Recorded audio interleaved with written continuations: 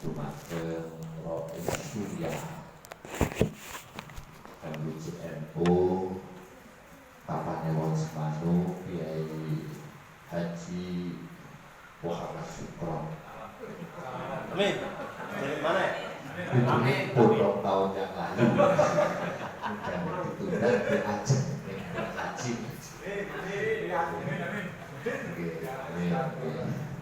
Sa jajaran Suriah dumateng Ketua Tanziliyah MUJNU Kapanewon Semanu iki Kiai Nur Khalidin sing sementara niku disebut Ustaz nggih.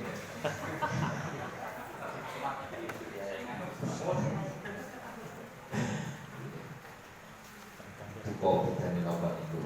Masih muda. Masih muda Ustaz Kiai ini Gus ngoten niku. Karena memang di nomenklatur NU itu tidak mengenal Ustaz.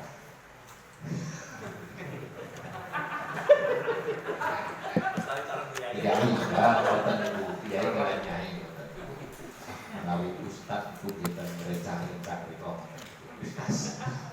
Ustaz. Nggih.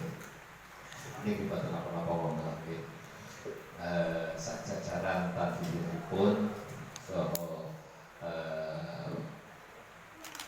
ketua utawi Rois Surya ranting NU Kapanewon Semanu cacahipun gangsal ingkang kita hormati rencang kula menika Pak Haji Suyanto, Pak Slamet Riyadi menika jajaran Tanziliyah MUJNU Kabupaten Gunung Kidul menawi jajaran Suriah niku ketoke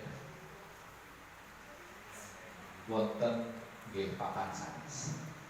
Ini tetap hadir di tengah-tengah kita. Cuma fisikipun boten, ananging rohipun insyaallah hadir. Amin ya rabbal alamin. Tidak ketinggalan Sohibul Madrasah Bapak Haji Fatah Yasin, Kepala SMP Persiapan. Iki rencang sak rombongan satu kloter 2019 yang luar biasa ketika di Jamarot itu di perjalanan dari Kemah ke Jamarot dengan 5 kilo pokoknya kalau tugasi dengan nek pulau Tengarep dengan Tengguli nek pulau Tengguli dengan Tengarep masalahnya positif dulu jadi ketok kalian bawa bendera NU macam itu. Alhamdulillah jamaah kita ini penuh semangat, padahal sebelumnya itu hujan deras banjir pun bismillah maka kata itu tercatat. Alhamdulillah lancar. Hadirin wal hadirat kita muliakan. Puji syukur alhamdulillah saudara menika kita saged pinanggih malih wonten ing forum ingkang sampun karacik tedesain iki menika musyawarah kerja. Kalau khawatir bulan-bulan ketemu kula niku bosen ngoten niku lho. Mulane nek kula duwe program fokus tugas teng wilayah niku gantian sing ngomong. Ini dalam tahun ini 1 tahun mungkin kula, tapi tahun kedua itu makin laki-laki kula. Posisi ini napa wajibipun ada lan biar apa ibaratnya menu itu dia menunya itu macam-macam karena 13 Juni itu memang dimulai kita itu berkhidmat ya, karena pada hari itu tanggal 13 Juni 2021 sedikit meh 13 Juni sehingga besok tahun kedua saya punya program senajan kalau teko sing atur itu makin wakil-wakil ingkang membina kewilayahan karena di BJNU itu memang sudah dibagi sesuai dengan wilayah dan juga banom atau lembaganya masing-masing. Ingkang wilayah Semanu niku Pak Harsono. Ini mau niku pun kami kacenan jebule ujug-ujug iki sedulure saking Banyumas itu teko sak mobil ngoten niku. Wah, terus wau niku nggih menjadi tuan rumah yang baik. Nggih, makin nyusul nggih karena memang akan bersama Pak Supron untuk menunaikan ibadah haji tahun ini. Kita doakan Pak Supron kalian Ibu lancar jamaah NU menika anggenipun nindakaken ibadah haji menika lancar, sehat, lajeng sedaya menika saged dipun nindakaken rukun, wajib, sunah saha rangkaian ibadah haji wonten ing haramain atau tinggal mabrur. Amin ya rabbal alamin. Musyawarah kerja musken. Musyawarah kerja itu kalau dalam ADART itu dilaksanakan minimal itu 1 kali dalam 1 periode. Setelah dilantik maka kemudian melaksanakan musyawarah kerja. Tujuannya apa? Menetapkan program kerja, di mana program kerja itu sudah dibahas di saat konferensi MBC, kemudian dipertajam lagi itu garis-garis besarnya. Kemudian musyawarah kerja ini program kerjanya nanti ditetapkan bersama. Kemudian ini berlaku ya selama 1 periode, berarti 5 tahun ya, 5 tahun gitu. Oke. Kemudian nanti diterjemahkan dalam rencana-rencana aksi itu dalam rapat kerja. Oke. Dados pada tahap ini adalah tahap untuk membuat program. Jadi program itu belum nopo detail begitu, belum bisa diukur. Nah, ngoten niku. Jadi belum bisa diukur. Walaupun sudah bisa dilaksanakan, ini boten saged dipun ukur. Nanti ketika sudah rapat kerja itu baru bisa diukur. Misalnya melaksanakan rapat adat itu berapa kali dalam 1 bulan atau 1 tahun. Kemudian melaksanakan pengkaderan itu akan berapa kali. Itu kita sudah bisa diukur. Kalau biayanya menghabiskan biaya berapa, senajan rata-rata itu berarti muncul ke biaya. Karena nanti malah merasa terbebani. Tetapi itu sebetulnya harus dimunculkan. Karena dengan dimunculkannya itu kita mempunyai standar. Upaminipun cari itu juga jelas, butuh piro, mengenai butuhnya berapa, itu kan kemudian kita jadi enak untuk mencari niku, kemudian bisa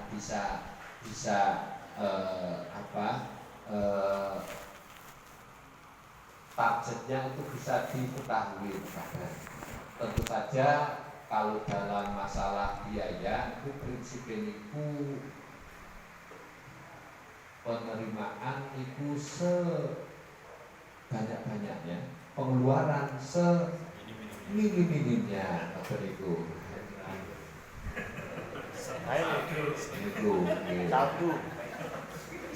Artinya apa?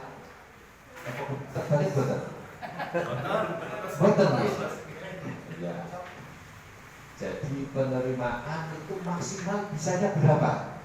Oke, umpamanya maksimal 500.000, ya harus kena begitu. Oke. Tetapi kemudian ketika kita mengeluarkan itu ya seiring-iring pun. Itu sebetulnya kalau dalam organisasi yang baik itu seperti itu. Oke. Itu belum dibahas di musyawarah kerja, tapi nanti di rapat kerja. Jadi di musyawarah kerja ini menetapkan program kerja. Program kerjanya apa? Di bidang ini wonten lembaga keuangan ini. Perekonomian itu apa yang akan dilakukan? Mungkin merintis ya. Tahun pertama itu merintis biasanya. Merintis usaha ekonomi produktif. Karena merintis itu maka yang dilakukan itu ngurus izin, mencari tempat, kemudian membuat kepengurusan. Tahun pertama ada. Tahun kedua itu nanti kemudian sudah muncul bukan merintis, tetapi sudah memulai produksi, begitu ya. Sudah memulai produksi berapa? Noten itu perekonomian. Kemudian selanjutnya sampai tahun ke-5 itu kemudian sudah bisa dilihat hasilnya. Itu kalau dalam perekonomian. Lembaga reformasi wakaf lah ya ini. Berarti programnya ini adalah melakukan pendataan atau programnya itu adalah melakukan pengamanan aset wakaf. Karena kita punya aset wakaf yang luar biasa, itu adalah melakukan pengamanan aset wakaf. Maka langkah yang pertama itu programnya nanti adalah untuk ini melakukan ya tentu saja pendataan pertama tanah-tanah wakaf. Pendataan itu nanti tanah-tanah wakaf yang sudah bersertifikat wakaf, kemudian yang belum itu terbagi dua, apakah sudah ikrar atau belum, atau masih ikrarnya itu sudah ikrar resmi di KUA atau masih ikrar di bawah tangan. Jadi wakafnya itu wakaf siri. Maka ini yang menjadi program, berarti maksimal itu agar aset wakaf ini adalah aman, itu nanti munculnya adalah sertifikat tanah wakaf. Bagi yang sudah akta ikrar, berarti targetnya nanti adalah sampai muncul sertifikat. Itu berarti harus muncul angka. Muncul angkanya berapa lokasi, kemudian berapa bulan kira-kira. Berapa bulan kira-kira bisa selesai. Itu harus muncul. Boten sama diuji. Pokoknya asal ditulis ada angkanya, ini menjadi ya ukuran sehingga kemudian kita bisa menilai kinerja. Kadang kala niku kita niku ketoke kerjane ngopeng ini bareng ditakoni kinerjanya niku ternyata sulit untuk dibuktikan. Jadi kerjanya niku sudah ngelebur tetapi kemudian tidak terukur. Yang kita inginkan adalah kerjanya niku efektif, efisien dan terukur. Kemudian ketika tanah wakaf tadi judulnya pengamanan ya, pengamanan aset. Berarti kan pertama adalah memproses tanah-tanah yang masih belum bersertifikat menjadi sertifikat. Kemudian yang kedua itu setelah jadi sertifikat mungkin akan disimpan di mana? Akan disimpan di mana? Apakah di takmir atau dikumpulkan di MBC? Nah, kalau dikumpulkan di MBC berarti memang harus ada yang mengurusi dan harus ada tempat yang aman. Berarti kan harus ada lemari begitu ya, lemari besi katakanlah. Jangan sampai tanah sertifikat wakaf itu kemudian dipangan rajab gitu. Atau malah jangan sampai tanah wakaf tersebar kemana-mana sampai ke Indra jelas. Itu menjadi masalah. Karena ketika sertifikat wakaf hilang itu ternyata tidak semudah ketika kita itu mencari nomor buku nikah hilang. Buku nikah hilang itu cetot, laporan kehilangan datang ke KUA dicek akta nikah kemudian mohon nikah. Kalau di BPN ternyata tidak. Kalau ada sertifikat wakaf ataupun buku nikah hilang, niku maka setelah laporan biasanya Pak Polisi niku tanya harus menyertakan pernyataan dari bank 3 bank bahwa kita menjadi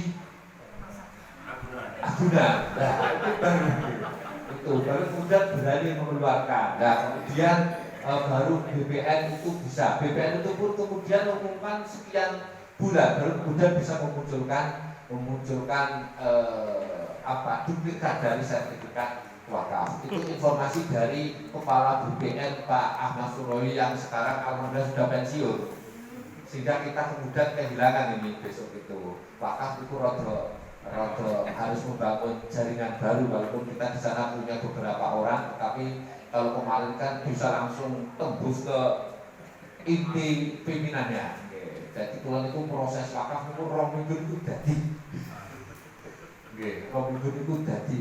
Jadi 2 minggu katanya jadi, tapi gara-gara harus menyertakan fotokopi akta cerainya itu tidak boleh baru bisa diserahkan, dan pernyataan mantan istrinya baru kemudian langsung setelah dimasukkan 2 hari itu kemudian jadi. Itu kalau sekarang kita harus membangun sebuah ini hubungan yang langsung, semoga tidak ada masalah. Jadi itu salah satunya. Jadi program pada musyawarah kerja ini walaupun nanti mungkin sudah direncanakan, tetapi biar lebih mengarah. Jadi kita mendalami betul tentang programnya, belum actionnya. Walaupun bisa didiskusikan, tapi nanti kemudian dituangkan dalam naskah program kerja dan actionnya itu pada saat rapat kerja. Mulanya kalau bikin itu PC itu musyawarah kerja sekaligus rapat kerja, jadi itu betul pas ngoten. Walaupun juga benar, artinya apa, program itu kemudian tidak secara detail tidak secara detail sampai tuntas bisa dibahas. Kadang-kadang itu gerah-gerah. Jadi banyak antara program dengan kegiatan, kadang-kadang kita akan menyamakan. Program apa yang ditanyakan kegiatan, padahal sebenarnya itu program. Jadi turunan dari program itu adalah kegiatan. Kegiatan itu adalah sudah action plan. Jadi sudah rencana kegiatan. Tandanya itu sudah terukur, baik sisi volumenya, isi ataupun juga waktu. Itulah yang kita maui pada saat musyawarah kerja ini. Itu Bapak Ibu para yai sekalian yang saya hormati. Dan Bu saking muslimat Fakayat Ibnu BPNO ngapunten. Ternyata kadang saya lupa.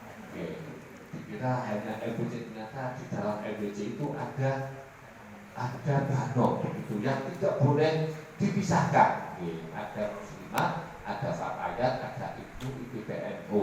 Ini harus menyatu betul begitu.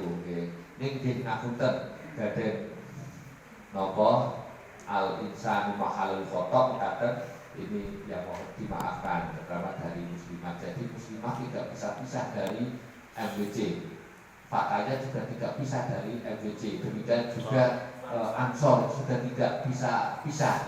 Jadi rumah besarnya itu adalah NU. NU di tingkat kecamatan itu ada MWC. Kemudian Bano itu kamar ini terpisah, tapi dalam satu pagar NU Semanu. Rumah besarnya itu adalah MBC. Kemudian di sampingnya itu ya nopo keputren ngoten iku lagi. Keraton itu adalah muslimatnya. Kemudian yang akan menjadi penyangga anak-anak mudanya itu kan Ansor, menjaga rumah itu begitu. Ada bahasannya. Kemudian juga ada Fatayat, karena memang anggota jamaah NU itu bukan hanya dari bapak-bapak ibu-ibu. Jadi Fatayat ini berfungsi menjadi kader NU ke depan, tapi dia juga menjadi penjaga bagi para kaskuan, ibu-ibu, nyai dan juga yang lain. Maka kemudian dibentuk Garda Fatayat, ya Garfa begitu. Itu kiaskan dengan kalau Ansor ada Bansor, maka Fatayat ada Garfa. Kemudian kita tidak boleh juga mengabaikan anak-anak kita, maka kemudian ada IPNU, Ikatan Pelajar NU, dan juga ada IPP NU, Ikatan Pelajar Putri NU, begitu. Inilah yang nanti akan menjadi pengaman dari jamiah kita ini. Jadi sudah lengkap. Oke, itu semuanya Banom, dan Banom ini dalam satu pagar, tetapi rumahnya berbeda, maka dikatakan Banom, badan otonom, berhak mengelola apa jenenge rumahnya sendiri, tapi tidak boleh keluar dari pagar. Jadi kalau keluar dari pagar itu harus ya musyawarah dengan semuanya mengatakan, jika kemudian bisa satu bendera.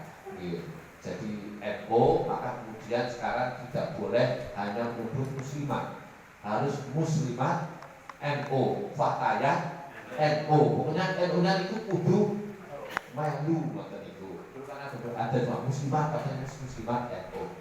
Itu jamiah kita ini luar biasa, alhamdulillah. Maka kemudian karena ini sudah jamiah luar biasa, kita alhamdulillah berada di dalamnya, berkhidmat di dalamnya, di mana sekarang ini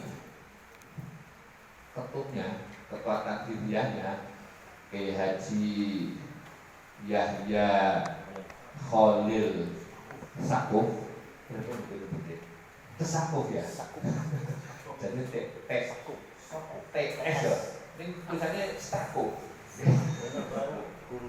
gitu ya, Sakuf, Sakuf bukan dia. Jadi ada Yahya Khalil Sakuf, ada Khalil siapa? Menteri Agama nih?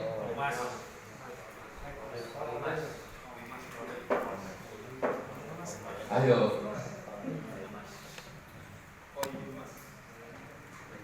Gus itu Gus Yakut, Yakut ya, Yakut Khalil Omas. Waktu nulis, pas nulis ini siapa namanya? Hampir tadi dengan apa jadinya? Ya, apa nulis Yahya Khalil Sakuf ini teringat itu ini Yakut Khalil itu alhamdulillah. Itu sekarang memang betul-betul mempunyai prinsip yang sangat kuat. Jadi kalau ada pengurus rangkap, pengurus harian itu rangkap dengan Banom, niku sudah harus diperingatkan itu. Tapi kalau pengurus, tapi bukan pengurus harian ya, pengurus harian itu KSB, ketua, sekretaris, bendahara, itu tidak boleh rangkap dengan pengurus di tingkat bawahnya atau atasnya. Sehingga kemarin Pak Fahmi Akbar Idris itu kan dalam tim formatur kan diusulkan wakil ketua, kemudian langsung dicoret naik jadi mustasar. Jadi di sini tidak ada. Di sana karena di sini sudah wakil ketua, di sana juga wakil bendahara, itu tidak boleh dipilih itu, langsung ke mustasar. Karena mustasar ini posisinya bukan pengurus harian, itu. Maka kemudian ini juga akan diberlakukan,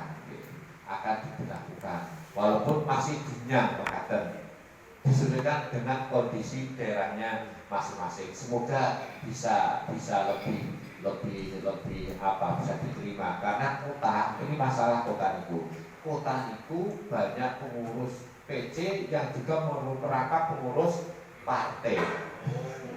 Nah itu pengurus partai itu akan yang tidak boleh. Ini adalah di sana pengurus harian, di sini pengurus harian. Contohnya siapa? Contohnya itu Pak Ki Haris.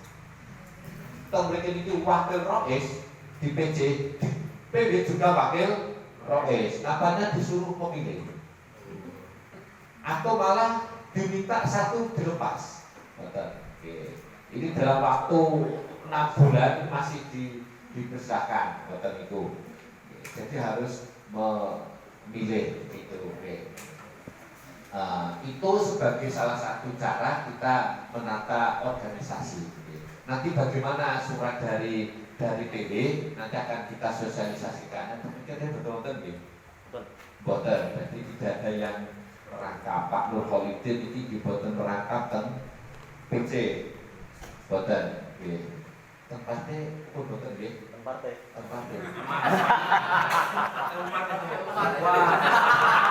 Partai umat. Jadi partai umat nggih. Atau MBC yang umat.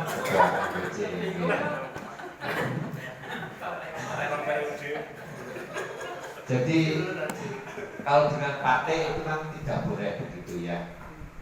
Terutama yang itu menjadi pengurus hariannya. Ini semuanya dalam rangka kita yang menata organisasi. Maka sekarang harus dimulai penataan. Artinya apa? Yang pengurus MBJ sedapat mungkin ini ya tidak merangkap pengurus harian di ranting. Di ranting bisa menjadi bukan pengurus harian, mungkin di anggota. Kalau itu terranting jadi penasihat itu. Terranting logaden, betul apa-apa kalau penasihat. Ansor juga ya penasihat ini Pak Salman. MBC itu mustasa nopo-nopo itu. Jadi ya tangguh kabeh. Ya, itu salah satu yang harus kita cermati. Karena apa? Karena pesan Mbah Ali Maksum Rabia kepada kita semuanya yang kita sudah dibesar oleh para instruktur. Jadi jangan sampai meninggalkan ilmunya Mbah Ali Maksum untuk NUDDIY. Salah satu yang kita ingat pesan beliau ketika kita menjadi anggota NU itu ada 5 yang kita sampaikan di sini. Pertama itu selaku warga NU Mbah Ali itu ngendika kita harus asyiqatu binahdhatil ulama. Kita harus percaya kepada NU. Percaya kepada NU. Percaya bahwa dengan kita masuk NU, dunia akhirat kita akan selamat. Amin. Mengapa dunia selamat? Karena Hadratus Syekh itu dipun beli sopo bae sing ngurusi NU. Iki arep tak anggap sebagai santriku. Dan didoakan dirinya dan keluarganya ini husnul khotimah. Husnul khotimah itu berarti urusan dunia, urusan akhirat itu pun rampung ada. Berarti kita harus percaya. Mengapa kita percaya? Karena sejarah telah membuktikan NU itu memang betul-betul organisasi yang luar biasa. Kalau organisasi yang biasa-biasa saja itu pun hilang sejak dia. Ada jenis upluk, jadi ketika ada hujan, air hujan itu sing upluk itu kan segera hilang. Tetapi airnya itu tetap kemudian bermanfaat. Maka NU ini diibaratkan sebagai ya air itu. Berikut ayatnya. Apa betul? Jadi wa amma ma yanfa'un nasa fa yanqusu fil ardh. Dan adapun sesuatu yang bermanfaat bagi manusia, fa yanqusu fil ardh, maka pasti akan abadi di bumi. Alhamdulillah ini sebagai bukti sudah sejak 1926. Besok itu kita sudah 100 tahun ya. menurut penghitungan